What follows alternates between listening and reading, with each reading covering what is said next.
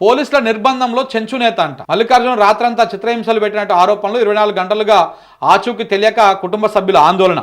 ఆగ్రహంతో అమ్రాబాద్ ఠానాను ముట్టడించిన చెంచులు, డీఎస్పీకి ఫోన్ చేసిన మాజీ మంత్రి హరీష్ రావు. ఎవరి చేతికి మీ ఆయుధం? బీసీలకు పార్టీ పరంగా రిజర్వేషన్లు అంటే బీహార్ ఎన్నికల ముందు బీజేపీకి ఆయుధం ఇవ్వడమే. ఇంతకాలం మనం తనలాడింది ఎందుకోసమేనా? తెలంగాణలో ప్రతిపక్షాలు ఊరుకుంటాయా? రాహుల్తో చెప్పించింది ఏమిటి? చేస్తున్నది ఏమిటి? ప్రభుత్వం పరంగా ఇన్నాళ్ళు ఊరిస్తూ వచ్చి ఇప్పుడు పార్టీ పరంగా అంటే బీసీలు వింటారా?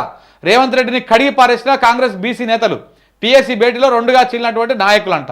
ఏమిటి తొందరపాటు? ఎవరు తరుముతున్నారు? బీహార్ ఎన్నికల్లో బీజేపీకి ఆయుధం ఇద్దామనుకుంటున్నారా?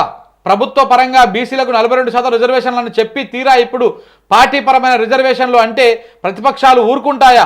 రాహుల్ గాంధీ తలెత్తుకొని ప్రచారం చేయగలుగుతారా? ఇంతకాలం మనం తనలాడింది ఎందుకోసమేనా?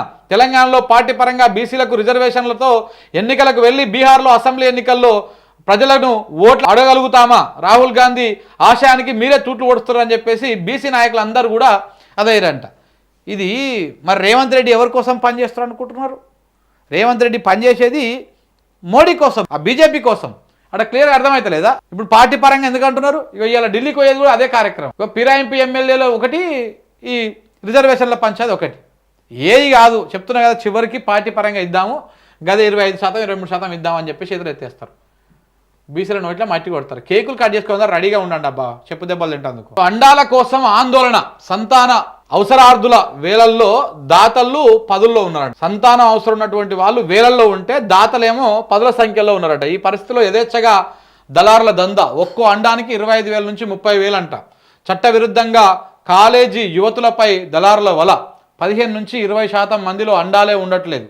వీరంతా దాతలపై ఆధారపడాల్సి వస్తుందని చెప్పేసి వైద్యులు చెప్తా ఉన్నారు. ఎగ్ ఫ్రీజ్ చేస్తున్నటువంటి ప్రముఖులు, ఐటీ ఉద్యోగులు. చూసిరా, వ్యవస్థల్ని నియంత్రిస్తే ఊరుకోం, అందరూ చట్టం పరిధిలో పనిచేయాల్సిందే. సినీ నిర్మాతలు, దర్శకులతో సీఎం రేవంత్ రెడ్డి భేటీ.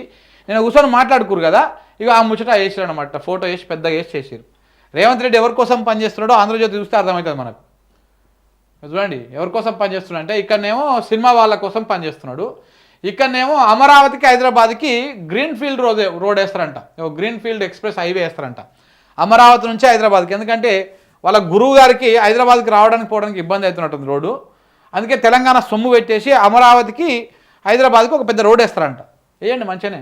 మళ్ళీ ఆడ చంద్రబాబు నాయుడు గారు ఎక్కితే మళ్ళీ ఏడు దిగాలి అంతే, మధ్యలో ఆగదే ఉండొద్దు. అట్లా ఎక్స్ప్రెస్ హైవే వేయండి ఒకటి. హైదరాబాద్ అమరావతి రహదారి ఎంట్రీ పాయింట్లపైన సమాలోచనలు అంట. త్వరలో ఉభయ రాష్ట్రాల ముఖ్యమంత్రుల భేటీ, అందులో ఎంట్రీ పాయింట్ల ఖరారు. 3 ప్రతిపాదనలతో ప్రాథమిక రూట్ మ్యాప్, వాటిని సీఎంలు ఓకే చేస్తే కేంద్రానికి పంపిస్తారంట.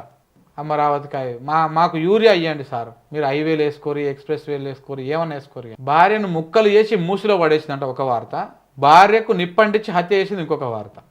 ఈ క్రైమ్ వార్తలు చూస్తేనే అది అవుతుంది. దొంగ ఓట్లతోనే 8 మంది గెలిచిర్రు. రాష్ట్రంలో బీజేపీ ఎంపీలు గెలిచింది అలాగనే.